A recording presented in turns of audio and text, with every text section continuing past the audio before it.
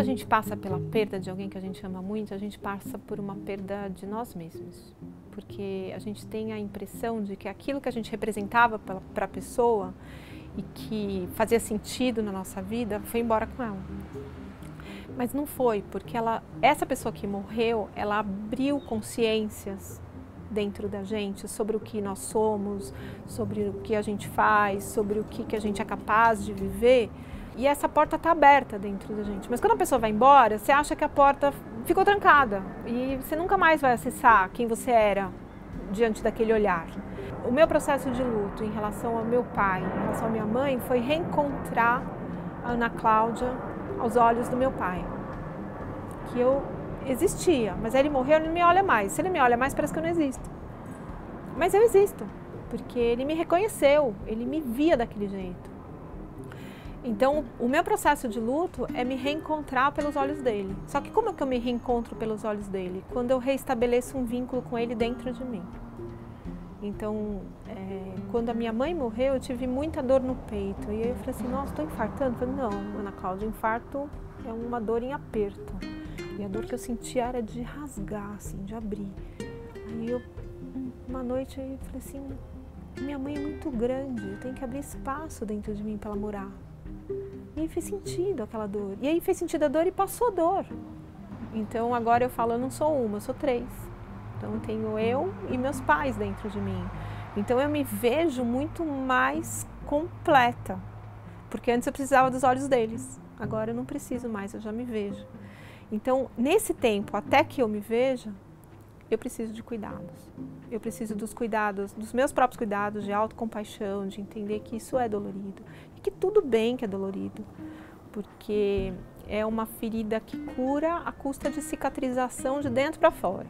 Então, quando você não vive o teu processo de luto, você fica dura e vazia para dentro. Você não se preenche com aquela história que você viveu, com o amor que você recebeu, com o amor que você deu. Você costurou. E aí tá bonitinho, assim, ninguém tá vendo. Tô ótima, superei. Só que não. O processo interno, ele é trabalhoso. Tanto que fala assim, é um trabalho de luto. E é cansativo fisicamente também. Quem está no processo de luto sente fadiga, sente dor no corpo. Parece que você assim, carregou pedra a noite inteira, quando você acorda de manhã. E aí você acorda de manhã e você é como se recebesse a notícia de novo. Você pensa, eu tenho que ir para o hospital. Não, não tem que ir mais. Nossa, eu tenho que ir ver se está dormindo bem lá no quarto. Não, não tem que ir mais. Nossa, eu tenho que ir comprar remédio. Não tem que ir mais. Então, essas notícias que a gente vai surgindo na cabeça, né? A gente vai percebendo essas notícias das demandas anteriores, antes da morte, elas vão aparecendo e a gente vai tendo que atirar nelas, né? Morreu, morreu, morreu, morreu. Não precisa mais comprar remédio, não precisa mais olhar no quarto, não precisa ir mais para o hospital, não precisa mais pagar o convênio. E aí isso vai virando um vazio grande, que você tem que olhar com amorosidade, falar assim, é difícil mesmo, é sofrido mesmo, e tudo bem. Quanto maior o amor, maior a dor. Então, se está doendo muito, é porque amou muito. E aí, a cura é certa. O problema é quando você tem o amor contaminado por mágoa, por culpa, por rejeição, por raiva, por ausências. Aí, o processo de luto precisa ser cuidado em algumas situações de maneira profissional, né? Você tem um psicólogo que vai te ajudar, porque ele tem que te ajudar a separar o joio do trigo, entendeu? Ficar só com amor, aí cura. Tem que decantar os contaminantes do processo de amorosidade da relação. Aí a hora que você consegue separar, dar nome aos bois, aí cura.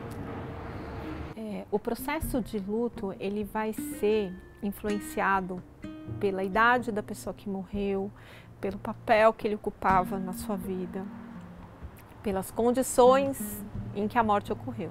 Então, quando a gente fala de uma morte súbita, violenta, a gente está falando de um jeito muito diferente de encarar o luto, de uma morte súbita por uma doença, por exemplo, um infarto, um derrame. E é um processo muito mais diferente ainda quando você fala de uma doença que foi anunciada. Então teve um diagnóstico de câncer, uma doença cardíaca, uma doença pulmonar, renal, que passou por um processo de adoecimento que permitiu um negócio que a gente chama de luto antecipatório. Então, luto antecipatório, a primeira vez que foi descrito esse processo foi com mulheres de soldados que iam para a guerra. E aí eles observavam essas mulheres e elas se comportavam como se os maridos tivessem morrido. Só que eles não morreram, era uma morte anunciada, possível. E aí a descrição do luto antecipatório mostrou que a experiência do luto ela é vivida na percepção da possibilidade da morte. Com uma grande vantagem, que a pessoa não morreu ainda. Então, no cara que foi para a guerra, não dava para ele viver isso, mas a pessoa que está no hospital, você consegue viver. Você consegue restabelecer a conexão com ela, você consegue restabelecer a conexão com você mesma diante dessa pessoa. Você reconfigura a relação para que ela termine bem. Então, eu falo que a gente tem o processo de luto antecipatório que favorece que a gente solte os nós e faça laços, porque a hora que soltar não tem que arregaçar ninguém. Quando você tem o luto súbito, vai depender muito de como a vida foi vivida antes da morte. E aí, quanto maior a tua consciência da morte, menos sofrido é. Porque assim, a pessoa morreu, mas puxa, ela morreu com 20 anos, mas até os 20 anos ela foi plena. Eu fiz tudo que eu podia pelo meu irmão, pelo meu filho. A gente viveu uma vida linda. Ele me ensinou a ser mãe, ele me ensinou a ser irmã, ou me ensinou a ser esposa. Não sei qual é a relação que você vai ter com a pessoa que morreu, mas você precisa buscar um sentido para a vida daquela pessoa até o dia da morte dela. Então a pessoa morreu com, sei lá, 50 anos num assalto, ou morreu num derrame, num infarto. A vida de 50 anos não cabe num evento. A vida de 50 anos não cabe num tiro. A vida de 50 anos não cabe numa artéria do coração. Então, por isso que tem um sofrimento enorme, porque você quer que tudo caiba naquele dia que morreu, não cabe. Aquele dia que morreu é parte daquela vida de 50 anos, de 20 anos, de 30 anos.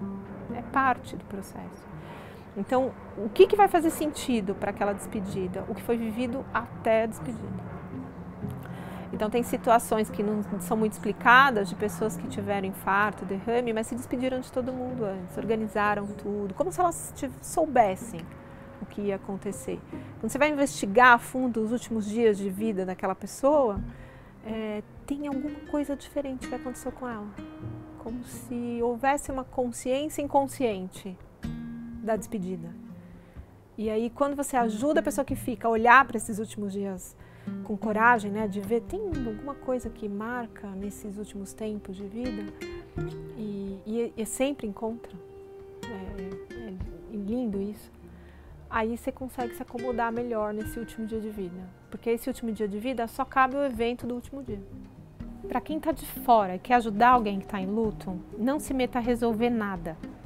Não dê sermão sobre o bem-estar social daquela pessoa por causa da perda.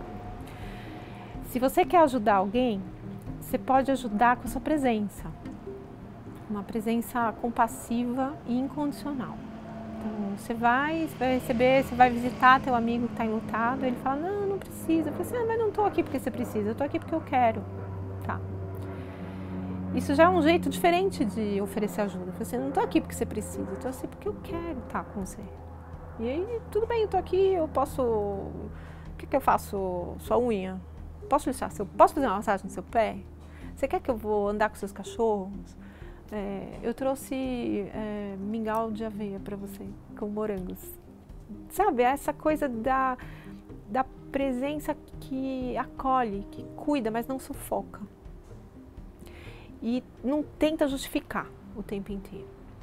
Outra coisa que você pode fazer para ajudar é não fugir dessa pessoa. Porque uma das coisas mais difíceis para as pessoas que estão vivendo um processo de luto é ver que as pessoas fogem, elas mudam de calçado para não falar com você. Então, experimenta perder um filho, para você ver o que acontece com seus amigos e as suas amigas. Eles fogem, eles não suportam entrar em contato com o seu sofrimento. Então, se você quer ajudar alguém, não fuja. Se você encontrar, pode ser muito difícil para você.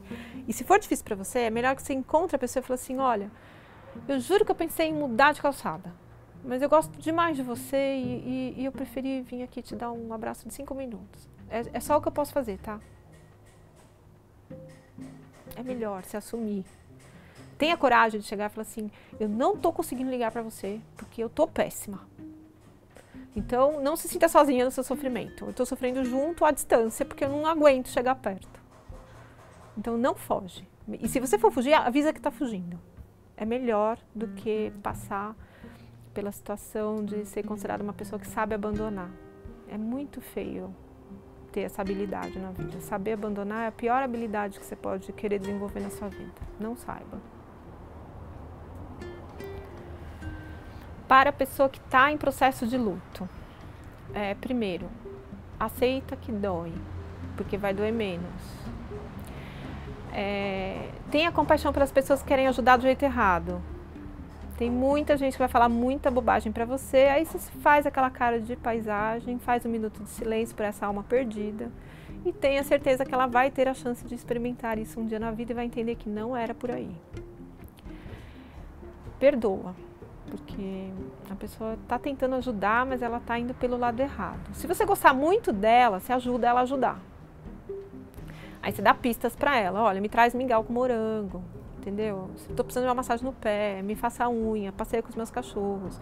Faz uma lista de atividades que você não dá conta de fazer, que você não sente motivação para fazer e distribui para quem quer ajudar. Se você não tiver quem te ajude, busca essa reconexão com a história, com a pessoa que você amava. Ela vai te ajudar, de onde ela estiver dentro de você, ela vai ajudar.